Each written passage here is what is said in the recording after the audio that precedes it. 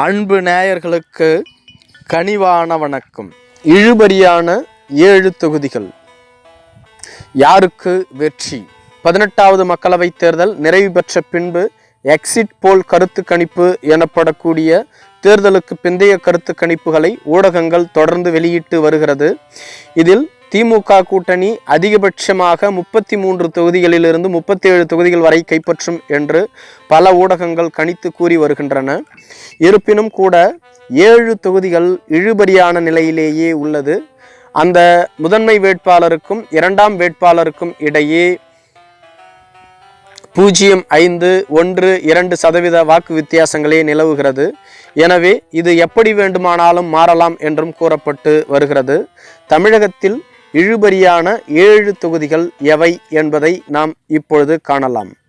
வேலூர் தொகுதி, தருமபுரி தொகுதி, நாமக்கல் தொகுதி, கோவை தொகுதி, கோயம்புத்தூர் தொகுதி, திருச்சி தொகுதி, கள்ளக்குறிச்சி தொகுதி, கன்னியாகுமரி என்ற 7 தொகுதிகள் இழுபறியாக உள்ளது. இதேபோன்று திருநெல்வேலி, தேனி, ராமநாதபுரம் போன்ற தொகுதிகளும் கணிக்க முடியாத சூழலிலேயே உள்ளது.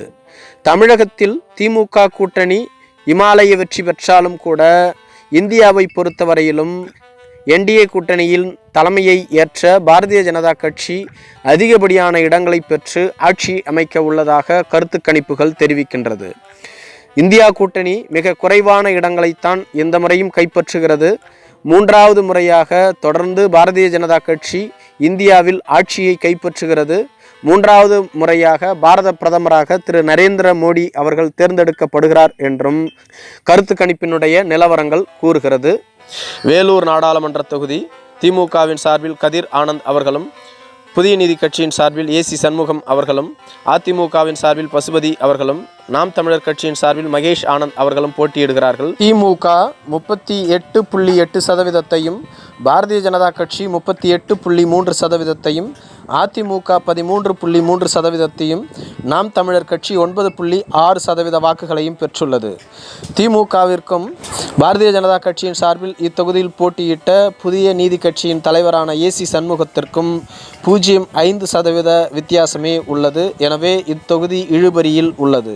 தருமபுரி நாடாளுமன்ற தொகுதி திமுகவின் சார்பில் மணி அவர்களும், பாட்டாளி மக்கள் கட்சியின் சார்பில் சௌமியா அன்புமணி அவர்களும், அதிமுகவின் சார்பில் அசோகன் அவர்களும், நாம் தமிழர் கட்சியின் சார்பில் அபிநயா அவர்களும் போட்டியிட்டார்கள். திமுக 36.9%, பாட்டாளி மக்கள் கட்சி 37.1%, 0.2% வித்தியாசத்தில் உள்ளது. அதிமுக 19.8% வாக்குகளையும், நாம் தமிழர் கட்சி 6.2% வாக்குகளையும் பெறுகிறது. இத்தொகுதியில் இரு கட்சிகளுக்கும் இடையேயான வித்தியாசம் மிக குறைவாக உள்ளதால் இந்த தொகுதியும் இழுபறி. மக்கள் நாடாளுமன்ற தொகுதி திமுக கூட்டணியில் உள்ள கொங்குநாடு தேசிய மக்கள் கட்சியின் மாதேஸ்வரன் அவர்களும், பாரதிய ஜனதா கட்சியின் சார்பில் KP ராமலிங்கம் அவர்களும், அதிமுகவின் சார்பில் தமிழ்மணி அவர்களும், நாம் தமிழர் கட்சியின் சார்பில் கனிமொழி அவர்களும் போட்டியிடுகிறார்கள். இங்கு திமுக 35.5% பெற்று வெற்றி பெறுகிறது. அதிமுக 31.5% பெற்று கடும் போட்டியை கொடுக்கிறது. பாரதிய ஜனதா கட்சி 24.5% வாக்குகளையும், நாம் தமிழர் கட்சி 8.5% வாக்குகளையும் பெற்றுள்ளது. இத்தொகுதியிலும் இழுபறி நிலவுகிறது. கோயம்புத்தூர் நாடாளுமன்ற தொகுதி திமுகவின் சார்பில் கணபதி ராஜ்குமார் அவர்களும், பாரதிய ஜனதா கட்சியின் சார்பில் அண்ணாமலை அவர்களும், அதிமுகவின் சார்பில் சிங்கை ராமச்சந்திரன் அவர்களும், நாம் தமிழர் கட்சியின் சார்பில் கலாமணி ஜெகநாதன் அவர்களும் போட்டியிடுகிறார்கள். திமுக 32.33%, பாரதிய ஜனதா கட்சி 37.2% பெற்றுள்ளது. பாரதிய ஜனதா கட்சி வெற்றி பெறும் என்று கூறப்பட்டுள்ள தொகுதிகளில் இதுவும் ஒன்று. தினமலர் கருத்து கணிப்பில் அண்ணாமலை இத்தொகுதியில் வெற்றி பெறுவார் என்று கூறப்பட்டாலும் மற்ற கருத்து கணிப்புகளில் இத்தொகுதியில் இழுபறி நிலவுவதாக கூறப்படுகிறது. திருச்சிராப்பள்ளி நாடாளுமன்ற தொகுதி மதிமுகவின் சார்பில் துரை வைகோ அவர்களும், அமமுகவின் சார்பில் செந்தில்நாதன் அவர்களும், அதிமுகவின் சார்பில் கருப்பையா அவர்களும், நாம் தமிழர் கட்சியின் சார்பில் ஜல்லிக்கட்டு ராஜேஷ் அவர்களும் போட்டியிடுகிறார்கள். மதிமுக 39.4%, அதிமுக 38.1%, அமமுக 15.4%, நாம் தமிழர் கட்சி 7.1% பெறுகிறது. கள்ளக்குறிச்சி நாடாளுமன்ற தொகுதி திமுகவின் சார்பில் மலையரசன் அவர்களும், பாட்டாளி மக்கள் கட்சியின் சார்பில் தேவதாஸ் அவர்களும், அதிமுகவின் சார்பில் குமரகுரு அவர்களும், நாம் தமிழர் கட்சியின் சார்பில் இயக்குனர் ஜெகதீசன் அவர்களும் போட்டியிடுகிறார்கள். திமுக 40% வாக்குகளையும், அதிமுக 39% வாக்குகளையும், பாட்டாளி மக்கள் கட்சி 16% வாக்குகளையும், நாம் தமிழர் கட்சி 4% வாக்குகளையும் பெறுகிறது. இங்கும் இழுபறி நிலவுகிறது. தேனி நாடாளுமன்ற தொகுதி திமுகவின் சார்பில் தங்க தமிழ்ச்செல்வன் அவர்களும், அமமுக டிடிவி தினகரன் அவர்களும், அதிமுகவின் சார்பில் நாராயணசாமி அவர்களும், நாம் தமிழர் கட்சியின் சார்பில் மதன் ஜெயபால் அவர்களும் போட்டியிடுகிறார்கள். அமமுக 40% வாக்குகளையும், திமுக 38% வாக்குகளையும் பெறுகிறது.